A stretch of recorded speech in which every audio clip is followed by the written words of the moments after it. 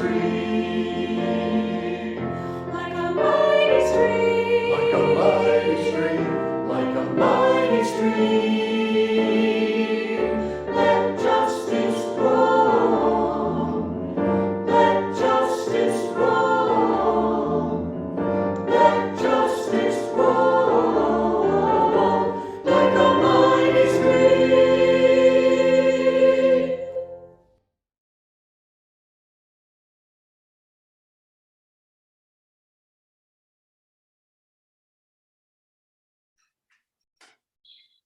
Welcome everyone to our Sunday service live stream on Zoom today, January 16th, 2022, with the title Facing Our Future.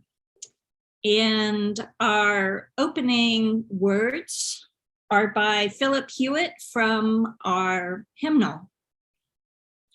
From the fragmented world of our everyday lives, we gather together in search of wholeness. By many cares and preoccupations, by diverse and selfish aims, we are separated one from another and divided within ourselves. Yet we know that no branch is utterly severed from the tree of life that sustains us all. We cherish our oneness with those around us and the countless generations who have gone before. We would hold fast to all of the good we inherit, even as we would leave behind us the outworn and the false.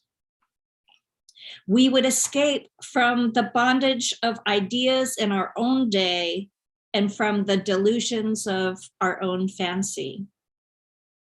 So let us labor in hope for the dawning of a new day without hatred, violence, and injustice. Let us nurture the growth in our own lives of the love that has shone through the lives of the greatest of men and women, rays whose lamps still illumine our way. And with these opening words, we're also celebrating today with words and music, the Reverend Dr. Martin Luther King Jr. holiday. And so as we continue, our opening song is the African American national anthem, Lift Every Voice and Sing.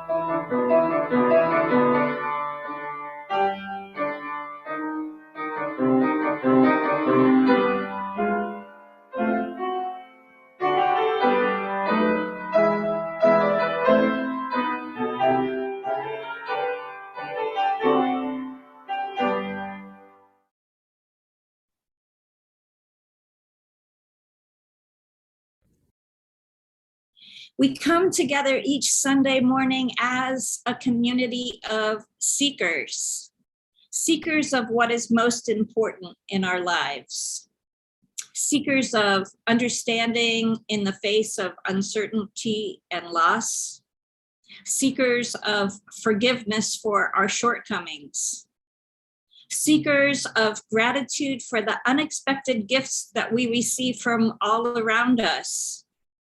We gather in awe of the beauty of nature and the mysteries of the universe. But most importantly, we come together as seekers of a community of love and of empowerment, celebrating our search for truth and meaning in our daily lives. Welcome everyone again, and with these new words of welcome that were crafted by our very own beloved Minister Emeritus, the Reverend Henry Tickner, we begin today's service. And now we have a chalice lighting, also pre-recorded in earlier months, that is from the home of Christine Aaron and her daughters Maeve and Molly. And I invite you to join with them as we say together our words for lighting the chalice and our church covenant. And now for lighting of the chalice. In the light of truth, in the warmth of love, we gather to seek, to sustain, and to share. Good morning from our home in Front Royal. This is our covenant. Love is the spirit of this church. The quest for truth is a sacrament, to dwell together in peace, to seek the truth in freedom, and to help our neighbor. To these ends we covenant one with another. And now, as we have done from the very beginning of this pandemic 2 years ago in January of 2020, when we had the first recorded cases of COVID-19 in the United States, we pause at the beginning of our service for silence, recognizing that we're living in challenging times. And it's not just the global pandemic that is extended much longer than we would have liked, but we're also living in a time with climate change and its impact on our daily lives in different parts of the world pretty much all the time.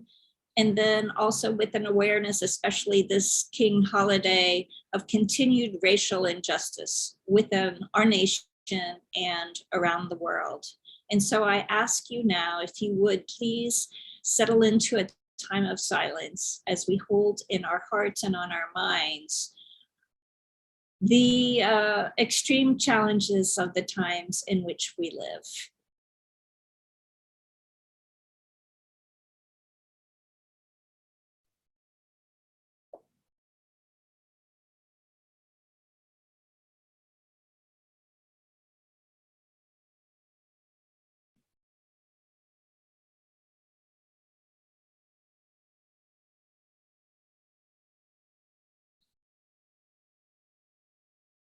And now our meditation words, which were written especially for the King holiday by Unitarian Universalist minister Tony Vincent.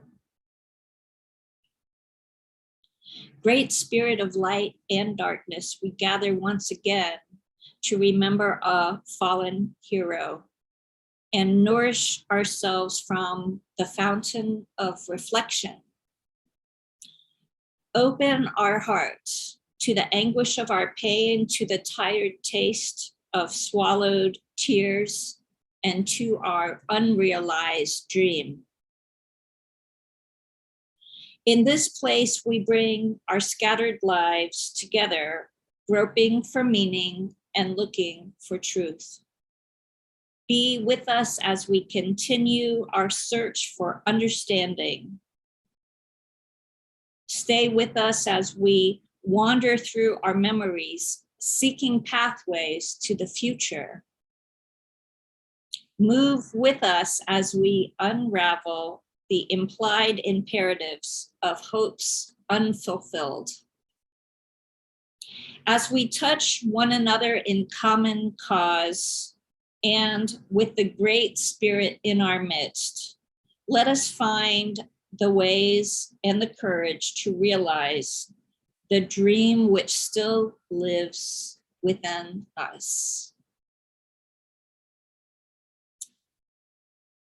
And now I invite you into a time of personal and collective meditation with our anthem, our weekly anthem, Spirit of Life.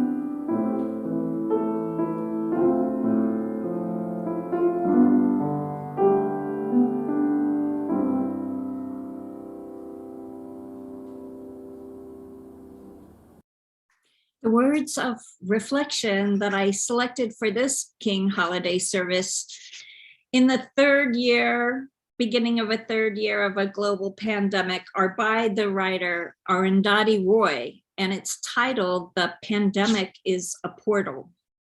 We know that Martin Luther King Jr. was inspired in his civil rights leadership here in the United States by the philosophy and practice of nonviolence that was successfully utilized by Mahatma Gandhi in the fight for India's independence from British colonial rule. Arundhati Roy is a contemporary novelist, writer, and political activist living in New Delhi, India. She is the author of recent novels called The God of Small Things and The Ministry of Utmost Happiness. And she's written a number of essays on human rights, environmental justice, and global capitalism. On April 3rd, 2020, the Financial Times daily newspaper from London published an essay of hers called "The Pandemic as a Portal." The essay will be part of a new edition of her essays this spring from the nonprofit publishing house Haymarket Books with the title Azadi, Fascism, Fiction, and Freedom in the Time of the Virus. Here is the passage from her essay that went viral on the internet 2 years ago. What is this thing that has happened to us? It's a virus, yes. In and of itself, it holds no moral brief. But it is definitely more than a virus. Some believe it's God's way of bringing us to our senses. Others that it's a Chinese conspiracy to take over the world. Whatever it is, coronavirus has made the mighty kneel and brought the world to a halt like nothing else could. Our minds are still racing back and forth, longing for a return to normality, trying to stitch our future to our past and refusing to acknowledge the rupture. But the rupture exists. And in the midst of this terrible despair, it offers us a chance to rethink the doomsday machine we have built for ourselves. Nothing could be worse than a return to normality. Historically, pandemics have forced humans to break with the past and imagine their world anew, she continues. This one is no different. It is a portal, a gateway between one world and the next. We can choose to walk through it, dragging the carcasses of our prejudice and hatred, our avarice, our data banks and dead ideas, our dead rivers and smoky skies behind us. Or we can walk through lightly with little luggage, ready to imagine another world and ready to fight for it.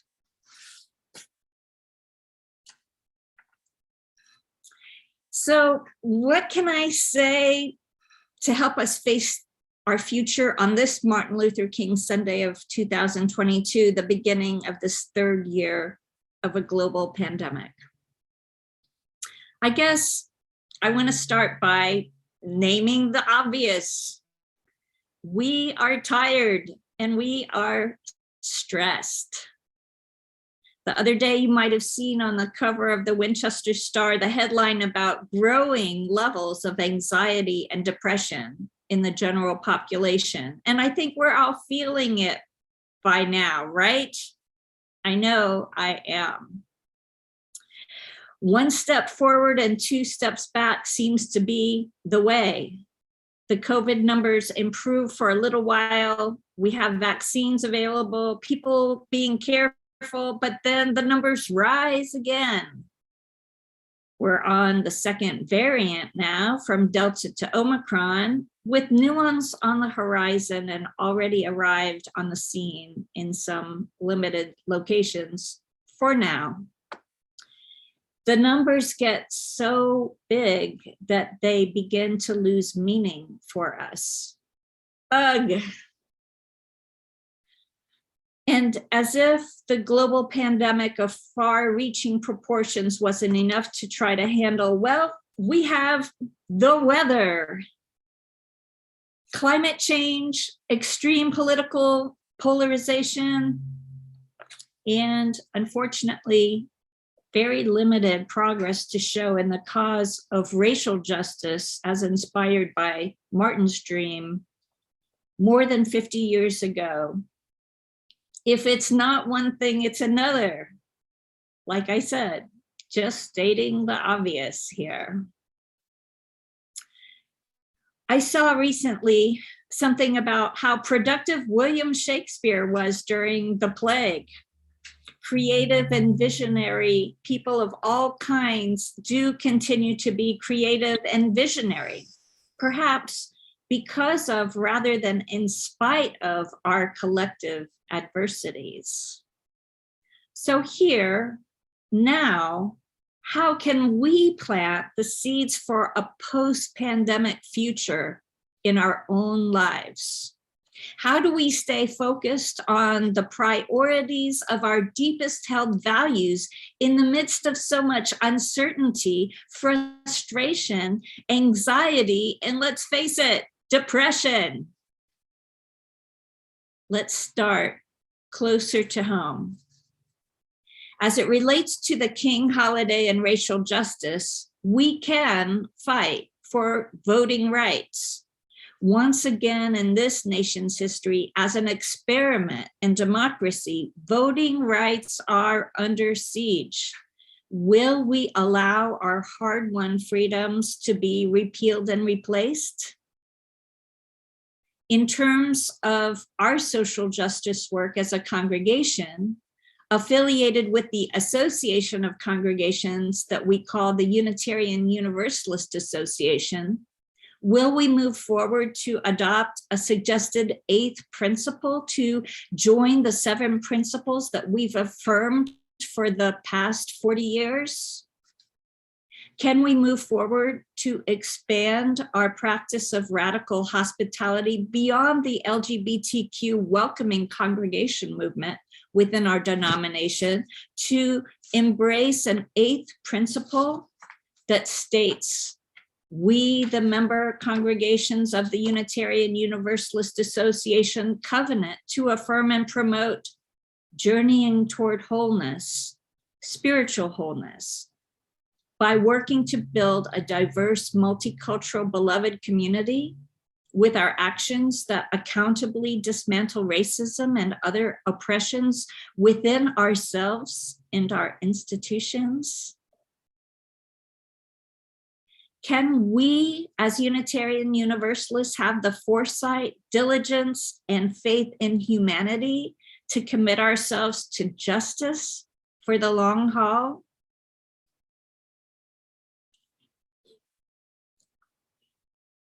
A question to sit with. Even though we have a new, young, and vibrant inaugural poet in Amanda Gorman, who just recently offered another inspiring poem for these COVID times in which we live called A New Day's Lyric. Instead, I want to hearken back to these words of Maya Angelou as we celebrate today the legacy and dream of Dr. Martin Luther King Jr. Angelou wrote, "History, despite its wrenching pain, cannot be unlived, but if faced with courage, need not be lived again." She continues, "Lift up your eyes upon the day breaking for you. Give birth again to the dream." And now, in closing the message today, asking how do we face our future, here's what Arundhati Roy wrote to answer that question. What can we do in our own lives in the midst of this perpetuating global pandemic? She writes, what can we do?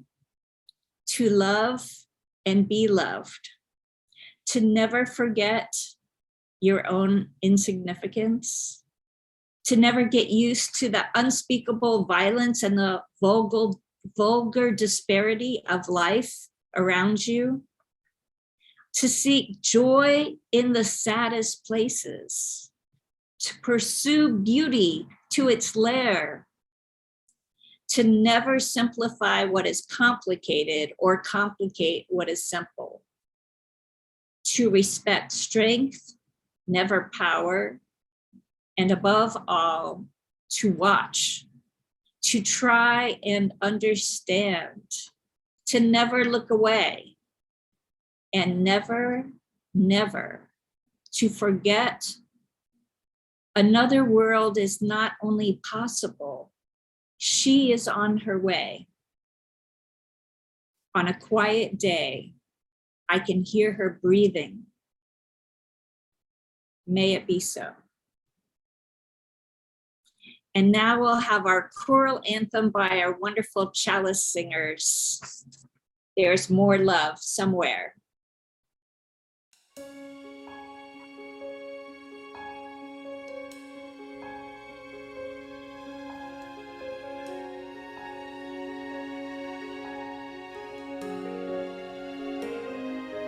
There is more love somewhere.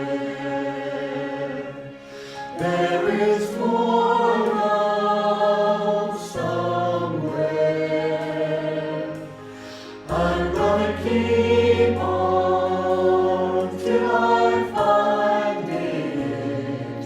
There is more love somewhere.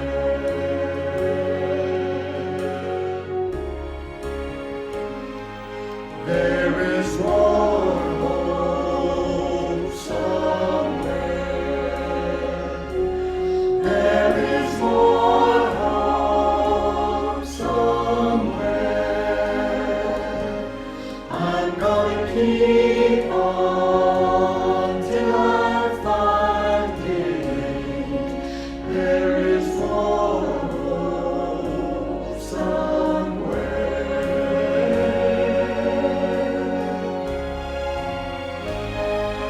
There is more joy somewhere.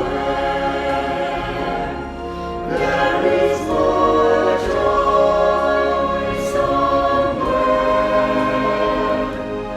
I'm gonna keep on till I find it.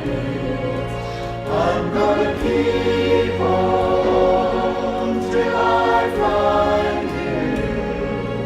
I'm gonna keep on till I find it. There is more joy somewhere.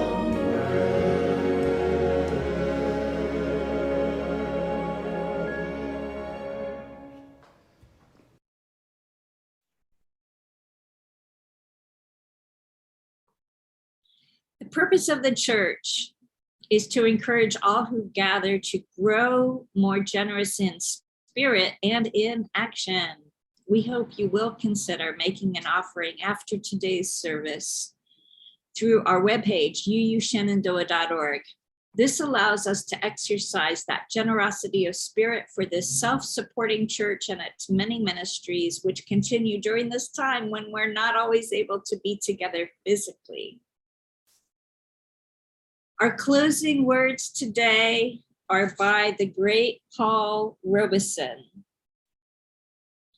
I shall take my voice wherever there are those who want to hear the melody of freedom or the words that might inspire hope and courage in the face of despair and fear. My weapons are peaceful, for it is only by peace that peace can be attained. Our song of freedom must prevail. Thanks for joining us today. And as always, stay safe, stay strong, and we'll see you next time. Our closing credits today will be to the tune of another of our beloved hymns from our hymnal, We'll Build a Land. We'll see you next time. Thanks.